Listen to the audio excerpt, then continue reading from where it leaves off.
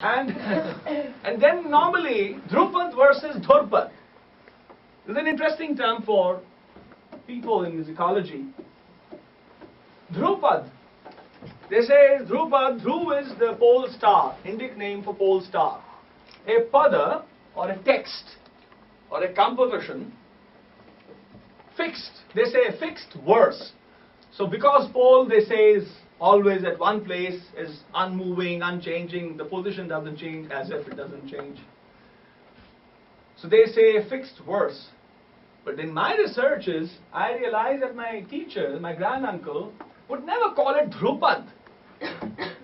And I said, hey, grandpa, what's this? The whole world calls it Dhrupad, and you call it Dhurpad? Is it just a linguistic thing? Is it just a dialect? He says, no. He gave me his reason. So I got one part of it because I wasn't really satisfied.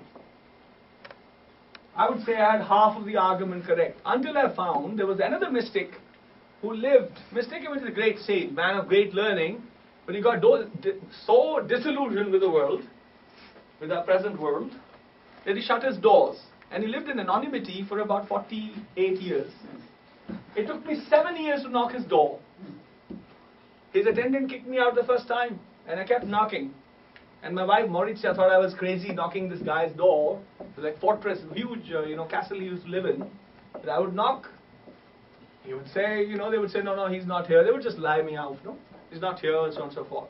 Until 99, when I had a call, said, well, you know what, you can come.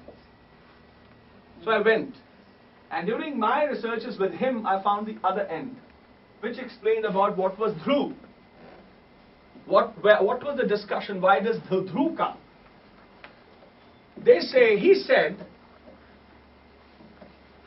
yes, the direction is north.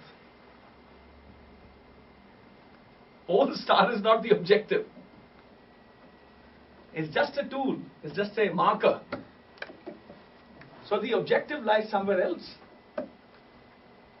In the last 500-600 years, Indian music, they think Dhru is fixed versus Dhrupad, that's it.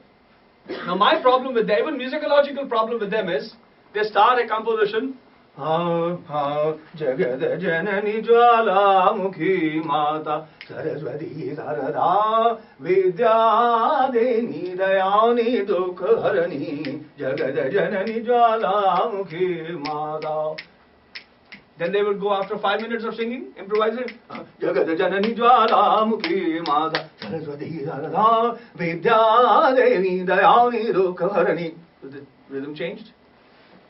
And then when they would come to improvisation, Jagata Jaga Jaga Jaga Jaga Jaga Jaga Jaga Janani Janani Janana Jana Jana. They think this is improvisation. So I said, your verse changed. So your rhythm changed. So-called improvisation, you added and subtracted words in it. So where is the fixed verse? What is fixed in what you sing? No answers. So the Dhru, the unfazed, the unchanging is this meaning of Dhur, which is the reason of all that is. The one that is unchanging. In time, what is it that doesn't change, has never changed? Is that one creative energy, the reason of all creation. The enthusiasm of the one, in spite of all the nonsense we stand for, he still creates, or it, or whatever, genderless one, is still creating. All the scandals, the biggest scandals? I've identified a few. Language is one. Nations, boundaries is one. And so I can go on that. Money, another big scandal. That's what I call them. In spite of all this, hatred is another. Religion is another. I love that. That's scandal. One of the biggest scandals is religion. Nobody's seen God, but they say we know God. Huh? You got a big beard, and somebody says this or that. I say, excuse me, I'm willing to follow you, but can you tell me how's your God? You've seen one? He says, no, I've only heard about him. That's no, hearsay knowledge won't do with me. I want reference.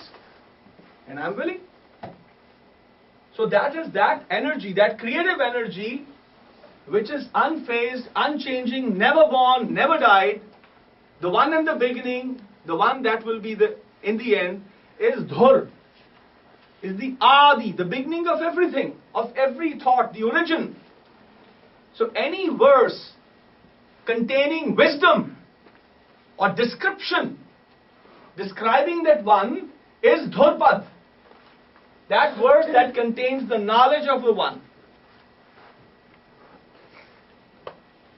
Shabd, for example, in the morning class, somebody asked me, what is Shabd, a word for you? And I liked the answer actually, I never heard it before from myself either. I said this, the Shabd, the word is, for me, an effort to say the unsayable. To describe that which cannot be described. The inexplicable. Word, for me, is an insufficient, an unsuccessful attempt by a human being to describe the ineffable. Right? So that is Dhurpad. Now Dhru, where does the Dhru come? So this master, this was the musicological angle. They say, how do you find the Dhru, the pole star? You need the 7, constellation of 7. That's what leads you to the pole star. I said, wow. Now, suddenly there was Dhru, the pole star, now there's a constellation. I said, but what has it got to do with that pole star? He says, unless you know the constellation, you would never find the pole star. I said, that's fine, but I'm talking about music. He says, even I'm talking about music. Says there are 7, the great masters classified 7 rhythmic variations, rhythmic expressions, classic expressions.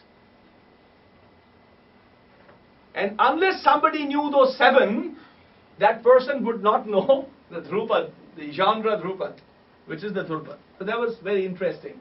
That little debate on Dhurpad versus how Dhurpad is different than Dhrupad.